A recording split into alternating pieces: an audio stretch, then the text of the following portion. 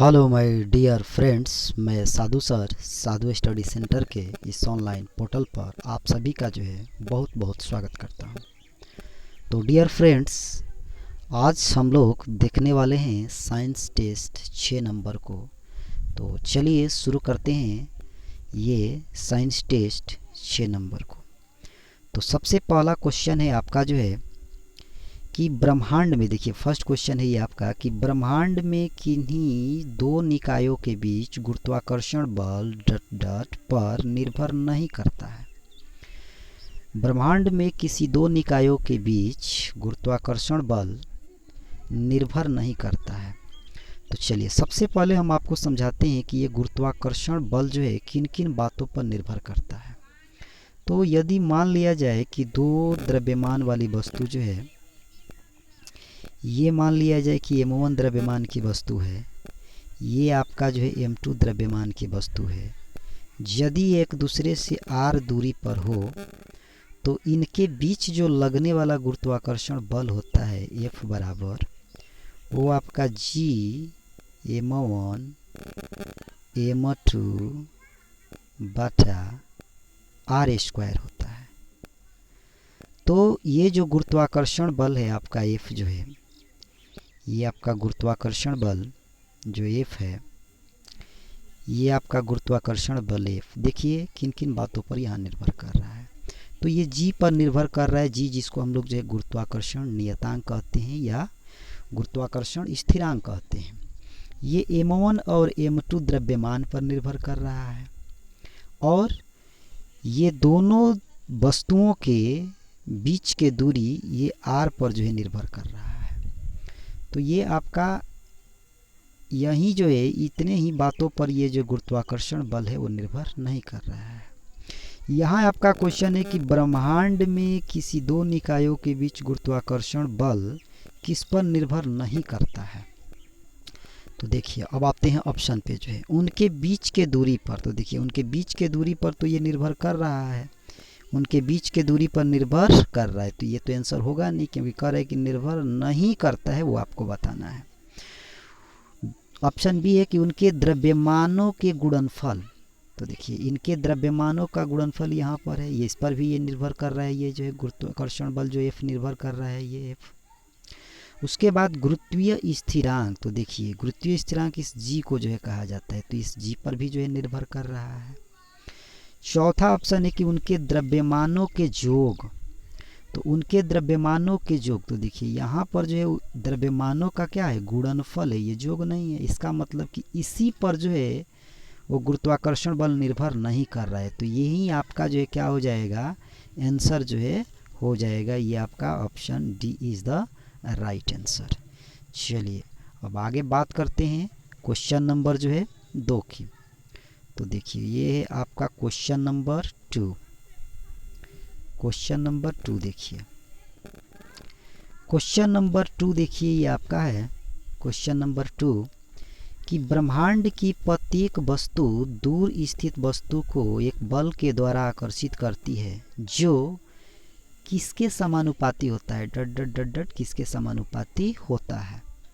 तो देखिए ब्रह्मांड के की प्रत्येक वस्तु दूर स्थित वस्तु को एक बल के द्वारा आकर्षित करती है जो किसके समानुपाती होता है। तो अभी हम लोगों ने पढ़ा कि F बराबर G m1 m2 बटा r स्क्वायर। तो इसमें इसमें ये जो द्रव्यमान आपका दिया गया है, द्रव्यमान ये इसके समानुपाती है। ये F ये F ये द्रव्यमानों के गुणनफल के क्या है, समानुपाती है। और ये बीच का दूरी ये r स्क्वायर दिया गया है, ये इनके व्युत्क्रमानुपाती है। तो इसका मतलब कि द्रव्यमानों के गुणनफल के समानुपाती होगा। तो अब हम लोग ऑप्शन देखेंगे ये देखिए आपका ऑप्शन ये ऑप्शन आपका 1A है कि उनकी ऊंचाइयों के गुणक। तो ऊंचाई तो इस फॉर्मूले में नहीं है, अर्थात इस पर ये निर्भर नहीं करेगा। उनके आयतनों के गुणक, तो आयतन भी इसमें नहीं है, वॉल्यूम की भी बात नहीं किया गया है। ऑप्शन सी है कि उनके द्रव्यमानों के गुणक। तो देखिए ये द्रव्यमानों का गुणक इसमें है। तो यही हम लोगों का राइट आंसर आपका हो जाएगा।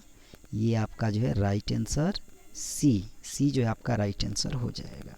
ऑप्शन डी को भी देख लेते हैं। ऑप्शन डी है कि जो है उनके ऊर्जाओं के गुणक, तो ऊर्जा से संबंधित इसमें कोई भी बात नहीं है। तो चलिए, मैं उम्मीद करता हूँ कि ये क्वेश्चन आप बढ़िया से समझ चुके होंगे। अब हम चलते हैं क्वेश्चन नंबर जो है 3 पर जो है, और उस पर जो है हम बात करते हैं। क्वेश्चन नंबर 3 देखिए, ये है आपका क्वेश्चन नंबर 3।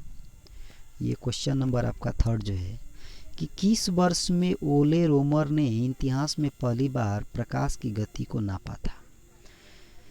तो ये तो याद करने वाला जो है प्रश्न है।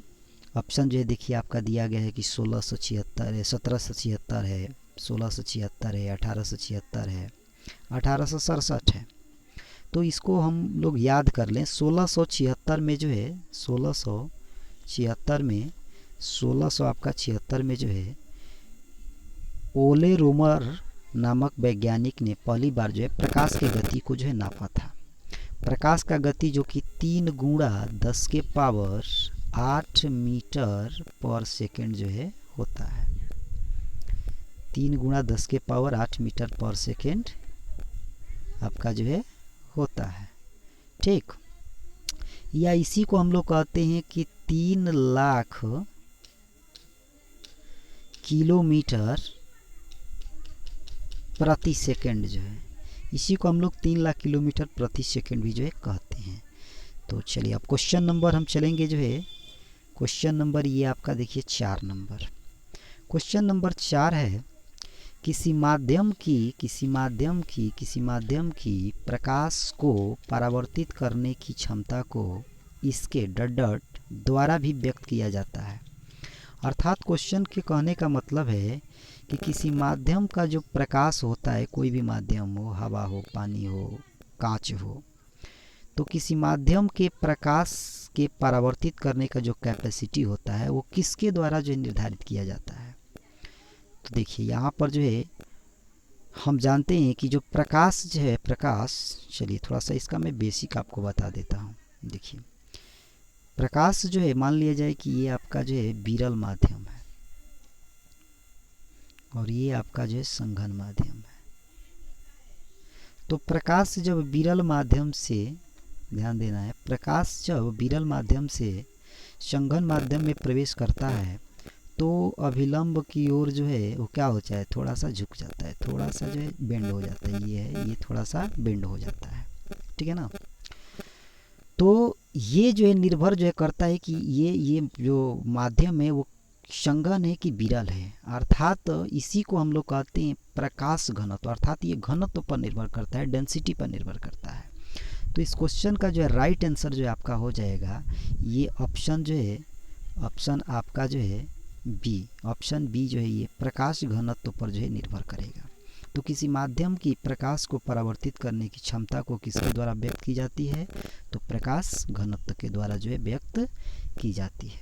चलिए अब मैं क्वेश्चन नंबर 5 की जो है हम बात करेंगे। क्वेश्चन नंबर 5 देखिए, आते हैं क्वेश्चन नंबर जो है 5 पर। देखिए क्वेश्चन नंबर ये 5 है आपका जो है, क्वेश्चन नंबर 5 है कि AC और DC किसके रूप होते हैं। तो चलिए सबसे पहले आपको मैं बताता हूँ कि AC क्या होता है और DC जो है क्या होता है। तो AC जिसका पूरा नाम अल्टरनेटिंग करंट होता है, क्या होता है, अल्टरनेटिंग करंट। और DC जिसका पूरा नाम जो है डायरेक्ट करंट होता है। तो AC को हम लोग अल्टरनेटिंग करंट कहते हैं और DC को डायरेक्ट करंट कहते हैं। AC को हिंदी में हम लोग जो है प्रत्यावर्ती धारा जो है कहते हैं, क्या कहते हैं, तो प्रत्यावर्ती धारा जो है कहते हैं। और DC को जो है दृष्ट धारा जो है कहा जाता है, दृष्ट धारा जो है कहा जाता है, ठीक। तो AC हो या DC हो, दोनों में जो है आवेश का जो है प्रवाह होता है। आवेश का, किसका प्रवाह होता है, तो आवेश का जो है।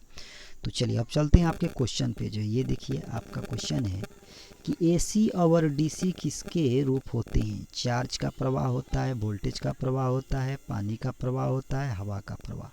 तो AC और DC में तो ये हवा नहीं आ सकता है, ये पानी नहीं आ सकता है। चार्ज का प्रवाह, चार्ज मतलब कि आवेश का प्रवाह, हाँ ये हो सकता है। वोल्टेज का प्रवाह, हाँ ये भी कुछ ऐसा हो सकता है। लेकिन वोल्टेज जो है वो प्रवाहित नहीं होती है, प्रवाहित होने का काम जो है वो करंट करती है। प्रवाहित कौन होता है? तो करंट होती है। अर्थात करंट के कहने का मतलब ये हुआ कि चार्ज जो है, आवेश जो है प्रवाहित होता है। तो इसका राइट आंसर जो है आपका जो है हो जाएगा चार्ज का प्रवाह। चार्ज का प्रवाह जो है, तो एसी और डीसी किसके रूप होते हैं? तो चार्ज के प्रवाह का जो है रूप होते हैं। तो चलिए अब चलते हैं हम आगे नेक्स्ट क्वेश्चन पे जो है, और नेक्स्ट क्वेश्चन की हम जो बात करते हैं। ये देखिए क्वेश्चन नंबर जो है 6, ये क्वेश्चन नंबर 6। क्वेश्चन नंबर 6 है कि इसमें कौन सी गैस अजनबी गैस कहलाती है? तो देखिए अजनबी गैस जो है वो जिनान को जो है कहा जाता है। अजनबी गैस कौन सी है? तो अजनबी गैस जो है, अजनबी गैस वो जिनान को जो है कहते हैं। अजनबी गैस हम लोग जो है जिनान को जो है कहते हैं। देखिए एक सवाल जो है पूछता है कि आवारा गैस जो है किसको कहते हैं? आवारा गैस किसको कहते हैं? तो आवारा गैस जो है हाइड्रोजन होता है। क्या होता है? हाइड्रोजन जो है होता है। आवारा गैस हाइड्रोजन को जो है कहा जाता है। और अजनबी गैस जो है वो जिनान को जो है कहा जाता है। तो इसको दिमाग में सेट रखना है, ठीक है ना। ये अजनबी गैस के नाम से जो है जाना। अपरिचित गैस भी इसको जो है कहा जाता है। अजनबी का मतलब हुआ अपरिचित। तो चलिए अब क्वेश्चन पे हम आगे चलते हैं। क्वेश्चन नंबर जो है 7 की अब हम बात करते हैं। क्वेश्चन नंबर देखिए 7 है कि हड्डियों को कौन जो है जोड़ता है? हड्डियों को जो है कौन जोड़ता है? उपास्थि, हृदय, स्नायुबंधन, नॉन ऑफ दीज। तो देखिए हड्डियों को जो है जोड़ना, हड्डियों को जोड़ना का काम जो है स्नायु बंधन करता है। स्नायु बंधन जो है हड्डियों को जोड़ने का जो है काम करता है। हड्डियों को जोड़ने से यहाँ पे तात्पर्य है कि आप देखे होंगे जो है कि हड्डी और मसल्स जो होता है वो एक दूसरे से जो है चपके रहते हैं, पकड़ रहता है। तो वही पकड़ जो है स्नायु बंधन के कारण जो होता है। किसके कारण होता है? तो स्नायु बंधन के कारण जो है होता है। ठीक, चलिए क्वेश्चन नंबर हम बात करेंगे अब आगे। क्वेश्चन नंबर 8 की अब हम बात करेंगे। क्वेश्चन नंबर 8 है कि प्याज काटते समय आँखों में जलन पैदा करने वाला पदार्थ कौन सा होता है? आप जो है इस बात का अनुभव किए होंगे कि प्याज को जब काटा जाता है तो उसमें जो है आँखों में जो है जलन होने लगता है। तो आँखों में जलन जो है वो किसके कारण होता है? तो ये जो है सल्फर के कारण होता है। किसके कारण होता है? तो ये सल्फर के कारण जो है ऐसा होता है। आँखों में जो ज्वलन होता है वो सल्फर जो है, सल्फर के कारण जो है आँखों में जो है ज्वलन होने लगता है। तो इसको याद रखना है कि जब हम लोग प्याज काटते हैं तो आँखों में जलन किसके कारण होता है? तो सल्फर के कारण जो है होता है। चलिए आगे क्वेश्चन नंबर जो है, क्वेश्चन नंबर अब हम बात करेंगे क्वेश्चन नंबर 9 की। तो ये देखिए क्वेश्चन नंबर जो है 9, क्वेश्चन नंबर 9 है आपका जो है कि गति का द्वितीय समीकरण, गति का द्वितीय समीकरण जो है कौन है? देखिए ऑप्शन ए दिया है एस बराबर u t plus half a t, भी बराबर u plus a t, s बराबर u t square plus a t, और एस बराबर u t plus half a t square. तो देखिए गति के 3 समीकरण जो है आपके हैं, गति के 3 समीकरण हैं।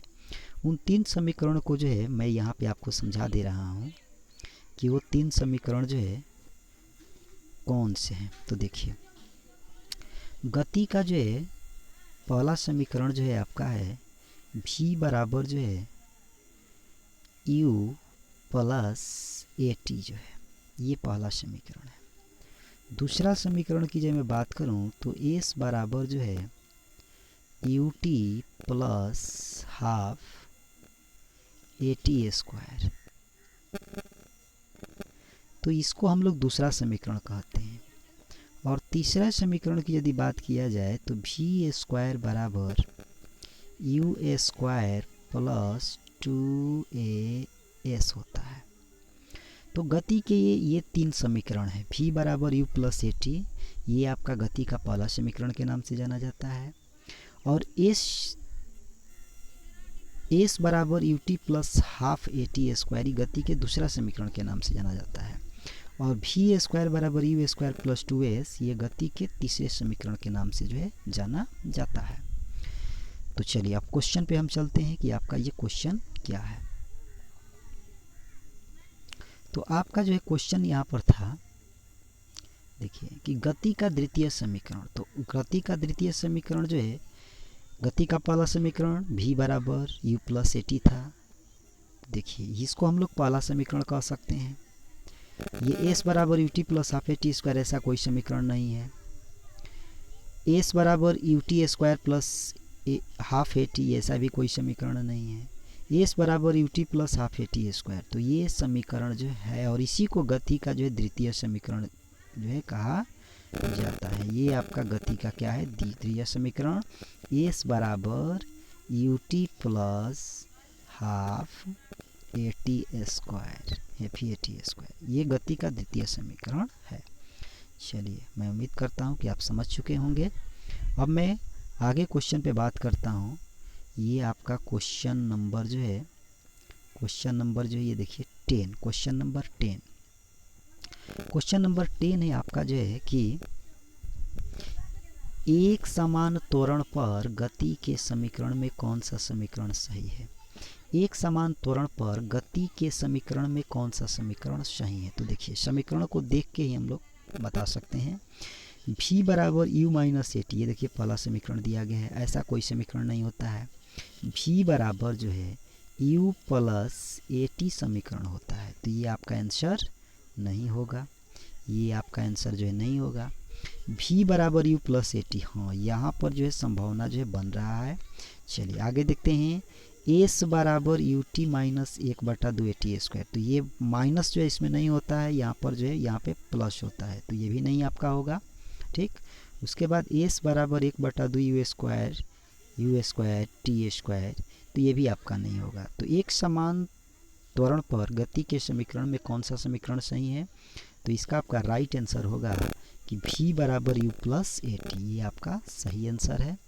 तो चलिए अब क्वेश्चन नंबर हम आगे देखेंगे।